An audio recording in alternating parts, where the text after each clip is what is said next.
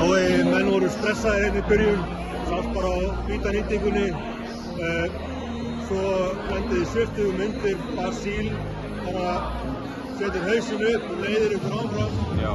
Hvað gerir svo í þessu þriðja leikluti? Við tölum þenni klefa og okkur langaði þetta bara of mikið. Það bara, kemur út á sama stað og nennar þessu ekki og það sá svolítið í þessu turnoverum og klikkuðum vítum og bara já, og en svo bara þurftum aðeins að ná andanum og svo þegar 1-2 detta þá erum við fjandi góðir. En það var vörnin sem að bjóta til í þriðja leikluta. Við vorum alltaf að stoppa, við vorum ekki eitthvað að gambla, reyna að stela, við vorum bara að halda mönnum fyrir framan okkur og mylja á þannig og svo hjálpar helling þegar við reyndum Kristónu líka.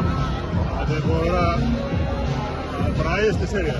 Maður sá það hérna á Óla til dæmis sem var hálfærður hérna eftir leik. Þú veist menn eru þannig. Þetta skiptir okkur bara ótrúlega miklu máli og fyrir okkur er þetta bara samverustund saman og við viljum bara halda þessu partí gangandi fyrir Grindavík og bara vorum að tala annars ættum við bara að hittast í kirkju næstu viku ef þetta myndi klikka skilja, þannig að við ætlum bara að halda partíinu gangandi og njóta á meðan Við veitum ekki ennþá alveg hvernig þið verðið í úrslitum en eftir leikurinn vantilega á föstudaginn, það myndi þú bara rosalega vel. Takk fyrir þessa frábæru seríu.